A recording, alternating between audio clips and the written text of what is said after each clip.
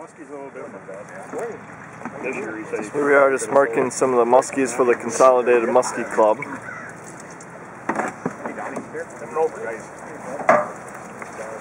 What do you put in the water to sedate them? It's a chemical called MS222 that we use. Sedates them pretty quickly, and it's a pretty quick turnaround as well. It's a commercially licensed product though, so you can't buy it off the shelf. You kind of have to order it special. Yeah. So the bad people can't get hands on it. You got to be like authorized to get it. Right. So once they're sedated, we pull them out. Bad people can And here, marking the side of the jaw. Got all kinds of laws that enforce them. That's the problem. That shit is pretty all the stuff. These guys get away with getting buckets out here.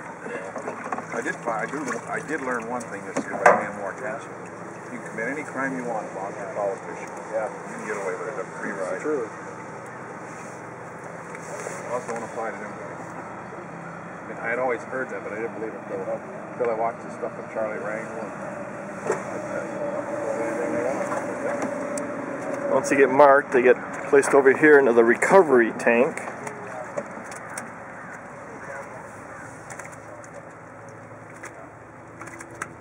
And from here, they'll be placed into the river.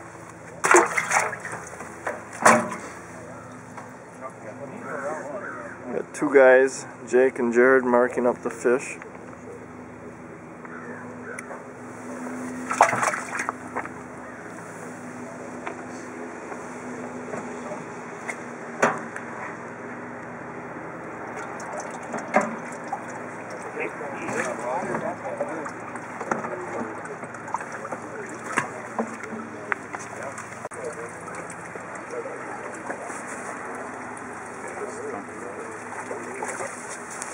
Coming over.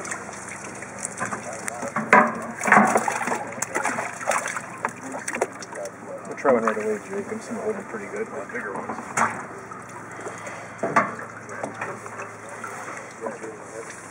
We get plenty of leverage on them. We probably don't even need him. It's 222.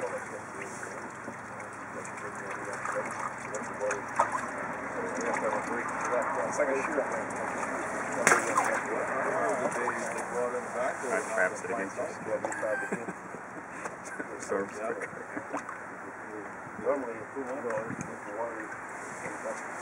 Couple more, guys. Yeah.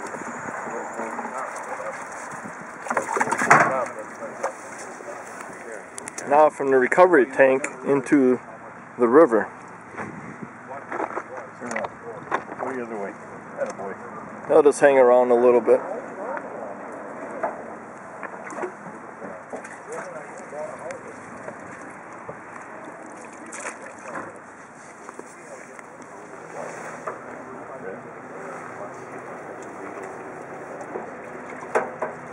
You gotta be 2/3 done.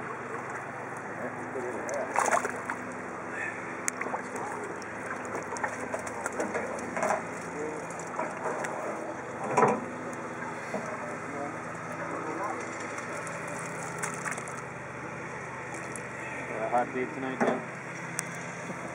What? Got a hot date tonight? Morning. Got your eyes crossed? Or Eyes dotted, dinner and T's a crossed. Oh yeah? What plate? I know it's up to anniversary. What's your wife doing? She's going well. So what the kid did get the food? I call it. What we're trying to do is, with the black light, you can see. Oh yeah. Oh yeah. And we'll carry this black light with us when we do all our surveys. Obviously anglers won't have it, but it just makes it easier for us to tell if they're marked or not Right. in the future. So as these fish grow, will that marking be more visible in the jaw? So we fishermen, when we catch them, we can flip them over and see the Ideally, marking? we'd like fishermen to look for that as well, yeah. And we've caught some that are 4 years old. That was the original marking 4 years ago, and we were able to see the mark, although it wasn't as obvious as the newly stocked fish. Right.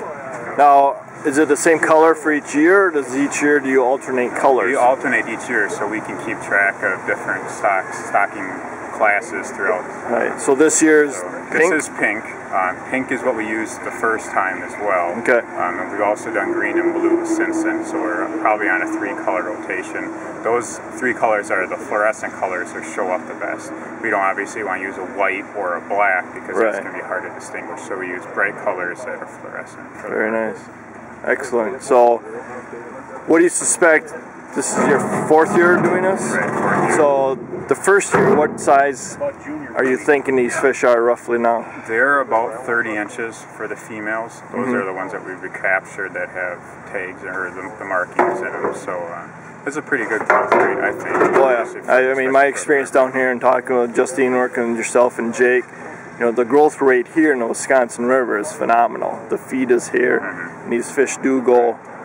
And that was one of the objectives of this study, is now we have a permanent mark from a known age. So hopefully even 6, 7, 8 years down the line, we can recapture some of these fish. We have known age fish, and we can also verify our aging techniques that we use for the unmarked fish. So you guys look for the fish through your studies throughout the year when you're on the water. Right. We as fishermen, is there a way we can respond to give you any information from the fish that we caught? If it has a mark, definitely we want to know about it. And that's why we chose this mark, because anglers can see it as well. Right. There's other tagging methods that we use, but anglers can't determine those tags. We decide to go away with that because we want anglers to help out in identifying recaptures and stock versus natural fish. So when we do catch a fish, we do notice a marking on the underneath the jaw, kind of what the location we've seen today. Make sure you take down a length. Length is pretty critical. Very accurate length. As close as you can get. We need to know the color of the marking and what side of the jaw it's on as well, because you know, like this year, for example, we're stocking in Centralia and we're stocking in Stevens Point flowage and down in Petenwell. All those fish are going to be marked at the same color, but we alternate the sides of the jaw, and that allows us to track movement through the dams and stuff like that. Interesting. So definitely make sure you mark down what side of the jaw it's on as well. And if you can get a picture of it, that would be even better. And then you want to know like what pool it was caught on. Petenwell, Centralia, Stevens Point area. We like to know the water body. Specific location isn't as big, because I know anglers are kind of... We all lie anyway, we're fishermen, right? But definitely we want to know water body. Okay, very nice. Well, thank you guys for coming down, and good job to Consolidated Musky Club for their efforts, and hopefully we'll be catching these down the road.